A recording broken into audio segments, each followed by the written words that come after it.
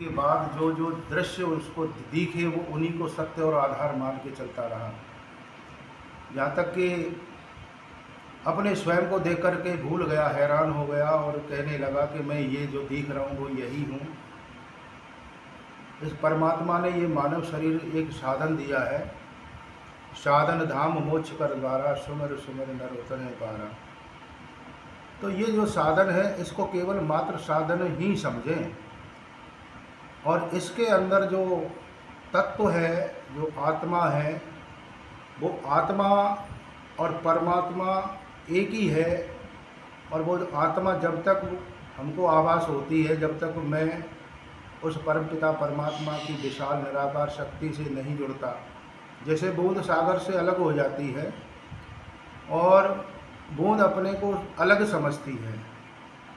जैसे पानी में, सागर में लहर उठती हैं तो लहरें अपनी स्थिति को देखते हुए अपने रूप को तो वो समुद्र से अलग समझती हैं और अलग समझने पर वो अन्य लहरों को भी अन्य भिन्न भिन्न समझने लगती है कि मैं अलग हूँ और वो लहरें, वो लहर अलग है, वो लहर अलग है।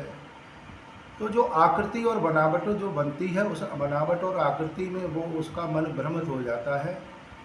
लेकिन जैसे ही समुद्र शांत होता है वो लहरें उस समुद्र में, पानी में विलीन हो जाती हैं और विलीन होने पर तब उसको अपने अस्तित्व का पता लगता है कि मैं तो अपने को स्वयं को अलग ही समझ रही थी।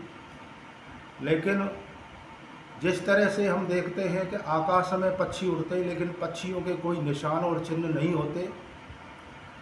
ये आकाश है, ये आकाश में अनेक बादल उठते हैं लेकिन बादल साफ होने के बाद में फिर वही आकाश का आकाश शेष रहता है। इसी तरह से ये आकाश में सारा सृष्टि जगत समाया हुआ है। ये निराकार है, राधे राधे भैया, अवर्चनीय है और कल्पनाओं से परे है और सबसे रहित है। जैसे हम कहीं किसी सिनेमा देखने जाते हैं तो वो पहले सफ़ेद पर्दा होता है, उस पर्दे पर जो फिल्म चलती है उसमें अनेक प्रकार के और पात्र होते हैं।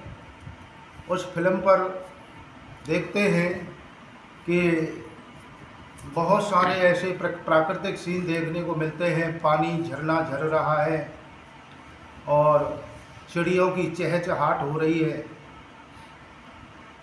और फूल खिल रहे हैं, अनेक ध्वनि बड़ी सुंदर मधुर मधुर कोयल की आवाज़ें आ रही हैं। तो हम उनको देख कर के गदगद हो जाते हैं उस प्राकृतिक नज़ारे को, जबकि वो प्राकृतिक नज़ारा एक फिल्म के पर्दे पर एक बनावटी और वो सारा दृश्य है और जानते भी हैं। कभी कभी उस फिल्म के पर्दे पर हम ये भी देखते हैं कि ऐसा कोई सीन आ जाता है कि जिसमें हमारे अश्रु आँखों से नेत्रों से आंसू बहने लगते हैं और बड़ी हम गंभीर अवस्था में चले जाते हैं। हमारा वो करुणा रस अंदर से जागृत होता है। बहुत सारे उसमें अग्निकांड देखते हैं, कहीं आग जल रही है, कहीं मर्डर हो रहे हैं, कहीं प्यार के सीन भी है। लेकिन हम उन चित्रों से जब तक जुड़े हुए तब तक उनको सत्य मानते हैं। लेकिन जैसे ही पिक्चर बंद हो जाती है तो वो पर्दा वैसा का वैसा ही रहता है, उस पर कोई भी किसी प्रकार का न चित्र उभरता है। इसी प्रकार से ये निराकार परमात्मा है। अनेक आत्माओं ने इस धरती पर प्राकट हुई हैं, जन्म लिया है। अनेक सृष्टि की रचनाएं जो हम देखते हैं सुबह से शाम तक, पेड़ पौधे चराचर जगत जो नज़र आता है, ये सारी परमात्मा की माया है। लेकिन माया जिस तरह से समुद्र की लहर अलग समझ रही थी अपने को, ये निराकार परमात्मा और ये माया एक ही है। साकार और निराकार दो नहीं है, ये द्वैत नहीं है, ये अद्वैत है। लेकिन जब हम ये समझते हैं कि जो ये संसार का जो जितने चित्र है वो मैं ही हूँ। अगर हम पेड़ कहते हैं कि आगे से कि ये पेड़ है तो कहने वाला मैं हूँ, लेकिन पेड़ कभी अपने आप को पेड़ नहीं कह सकता क्योंकि उसके पास भाषा नहीं है, वाणी नहीं है, शब्द नहीं है। तो इसलिए अगर मैं किसी को तू कहता हूँ तो तू कहने वाला भी अगर उसको वो भी अपने को मैं से संबोधित करेगा। तो मेरे अंदर मैं है और अगले के अंदर मैं है, तो मैं ही है, चराचर जगत में सब व्यापक है। तो सबसे बड़ी गलती हम ये करते हैं कि जो भी हम अपने को इस परमपिता परमात्मा से अलग भिन्न समझें, इस चराचर जगत से, सृष्टि से भिन्न समझें, अगर ये समझते तो ये हमारी सबसे बड़ी भूल है। हम चराचर जगत में सबको समभाव समदृष्टि से देखें और सबके अंदर ईश्वर परमपिता परमात्मा के उस तत्व को देखें, तो सब में वही समाया है, मुझ में तुझ में। यही हनुमान जी ने कहा था कि तुझ में राम, मुझ में राम, सब में राम समाया, और करके देखे प्यार जगत में कोई नहीं पराया।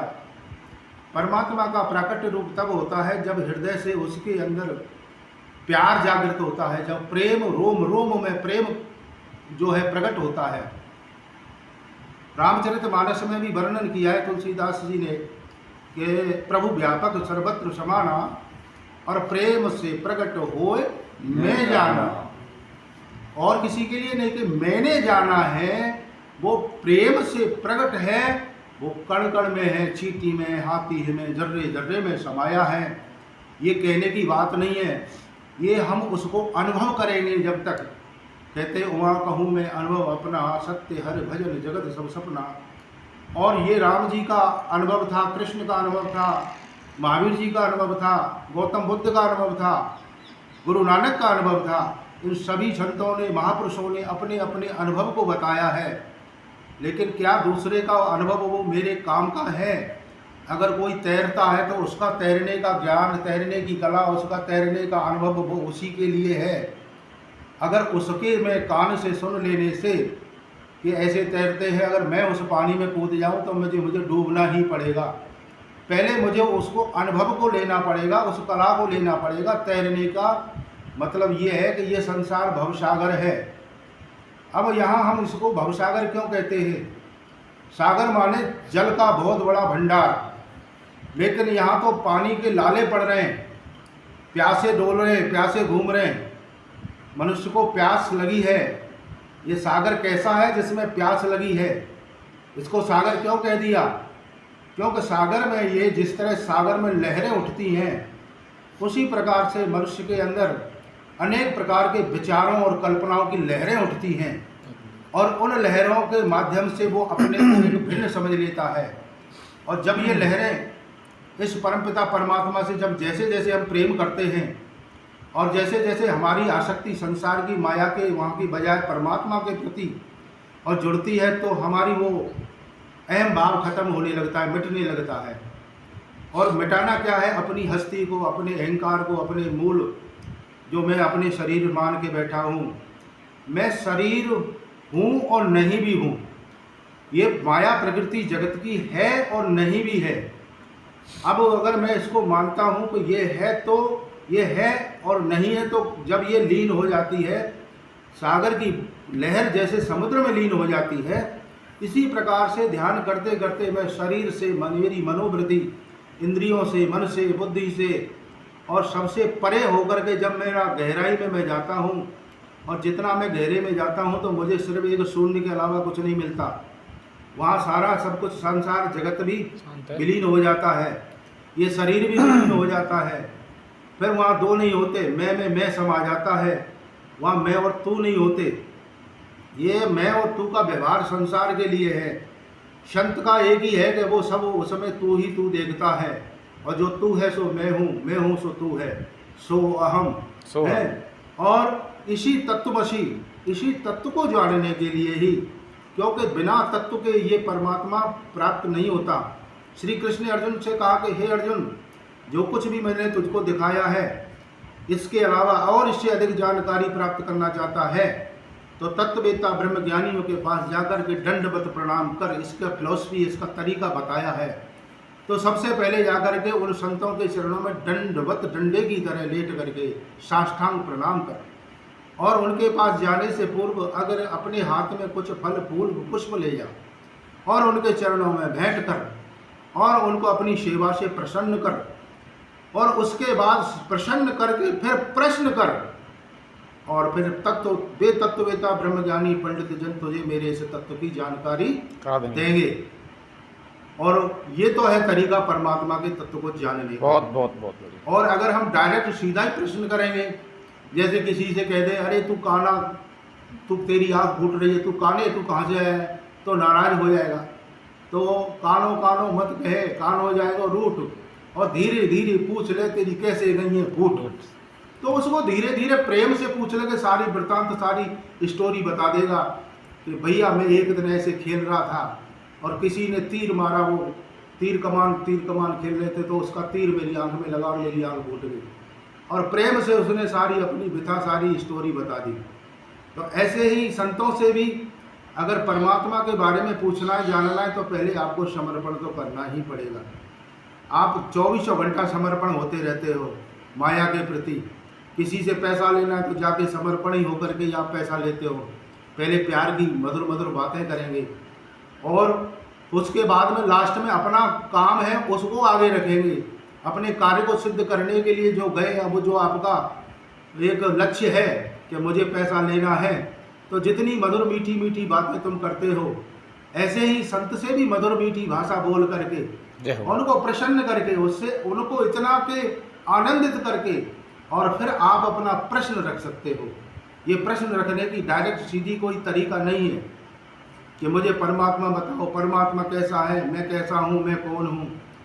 तो इसको जानने समझने का बस इतना ही है कि जब तुम्हारा ये द्वैत भाव मिट जाए, दो से एक हो जाए, तो वो तत्व में तुम विलीन हो जाओगे। फिर तुम्हें कोई नज़र नहीं आएगा, न कोई अपना न कोई पराया।